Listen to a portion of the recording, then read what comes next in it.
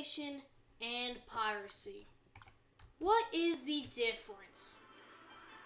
The difference between emulation and piracy is as follows. Piracy is the act of not buying a game that is readily available.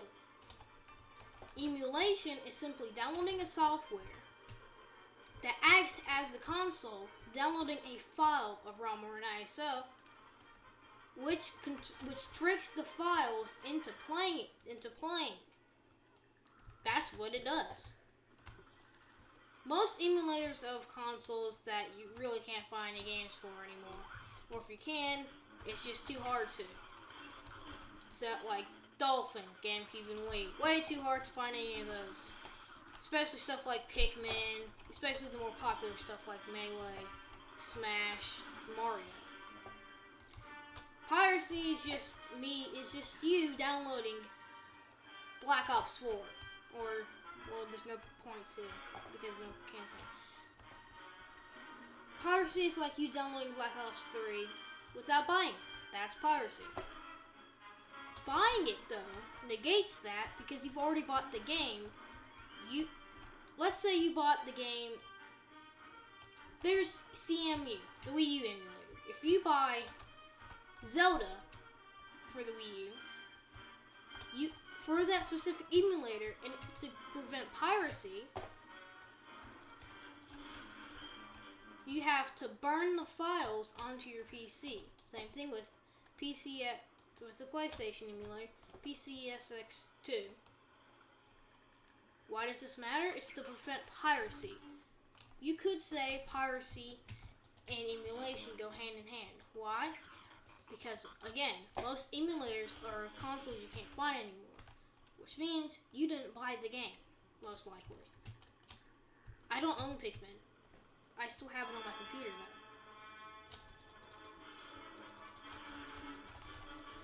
Which means I pirated Pikmin. So most people will get confused and call you a pirate if you emulate it, aka console peasants. So, let's figure out why I'm really making this video. The real reason is, well, Nintendo and shutting down the big three emulator sites: Love ROMs, Romulation, and EMU Paradise. When they shut down those guys, emulation almost died. There's been an outlash against Nintendo. Millions of people have made videos on it, basically saying what I'm going to say.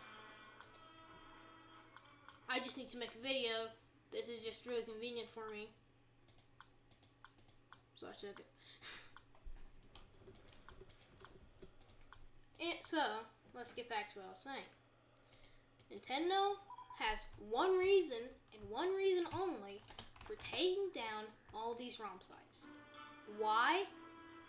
Nintendo Switch Online. Why would they do that? Here's your answer.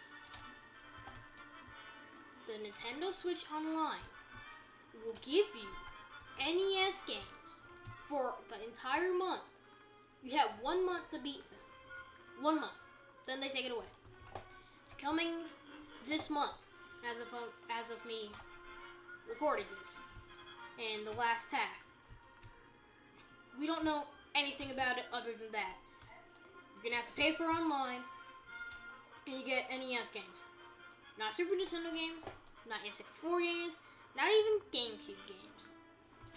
NES games. 8-bit Nintendo games that I can find for free on any random ROM site.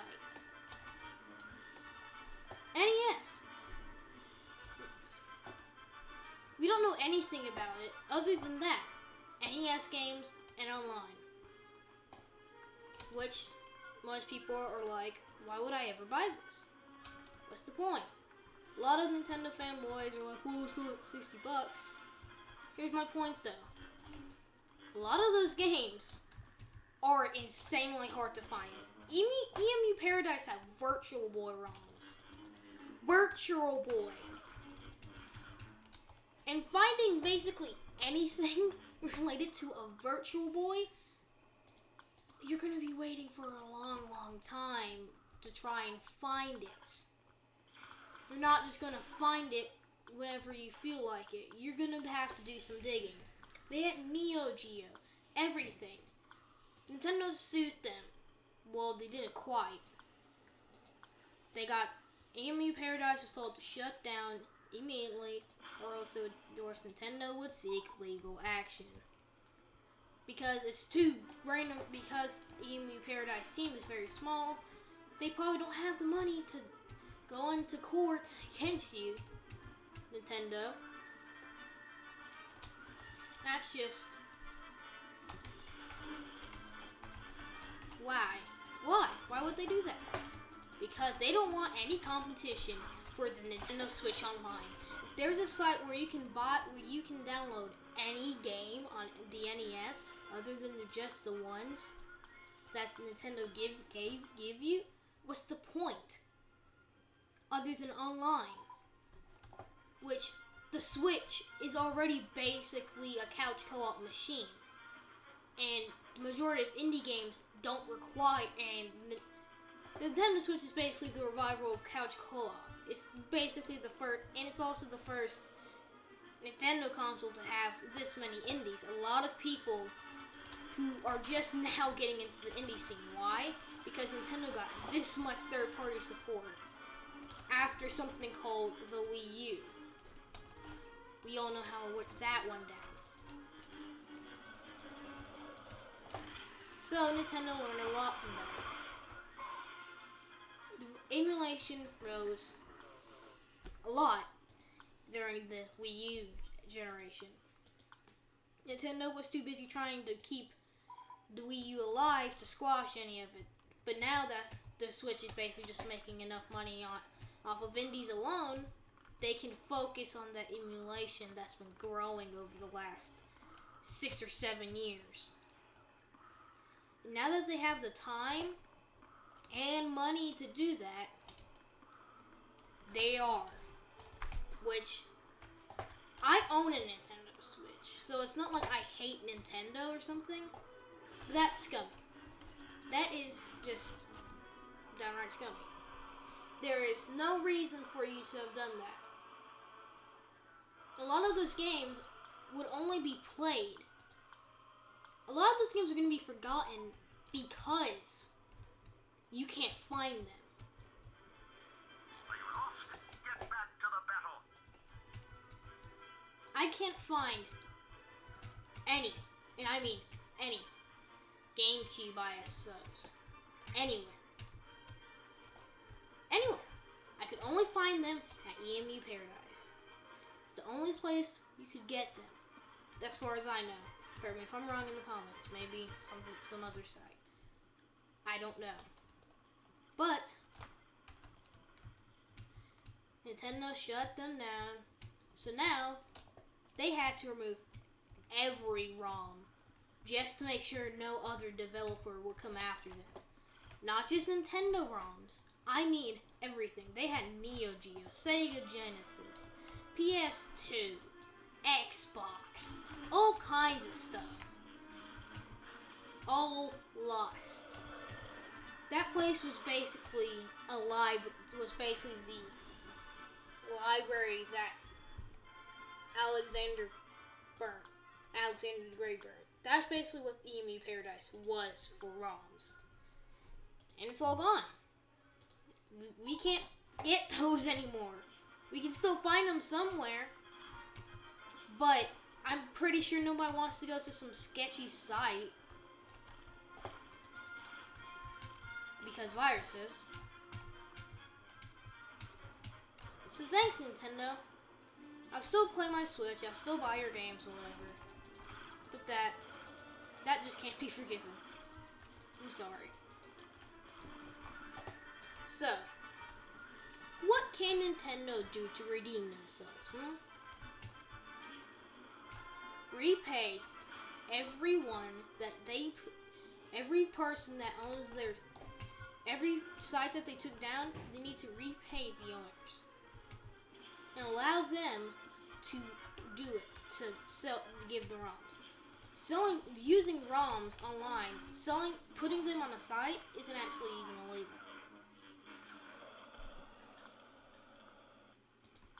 It's not. They can stay there on the internet. They're not breaking the law.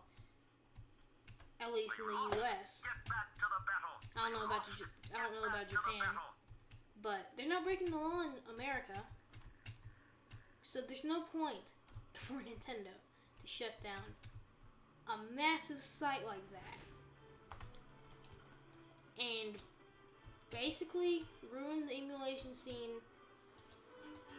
They didn't ruin it. I'm sorry. They didn't ruin it. But Nintendo has tarnished their name to millions of people now. And some people will never have the same opinion again of Nintendo.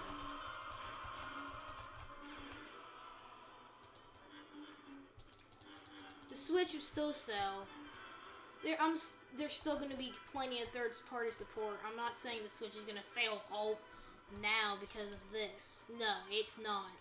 The Switch is still going to sell. Nintendo Labo is going to sell. Melee is going to sell. It's all going to work. It's just that. Why? It's legal. It's basically the only reason some of these games are still known. Chibi Robo, Nintendo themselves said it was going to die unless Whiplash did well. It didn't. Because, no Chibi Robo fan asked for a 2D platformer with Chibi Robo in it. But they definitely didn't ask for a bad one. Now Chibi Robo's dead. And you could only find the good ones. And you could only find the original, the best one out of them all, on EMU Paradise. And they're gone. So thanks, Nintendo, for nothing.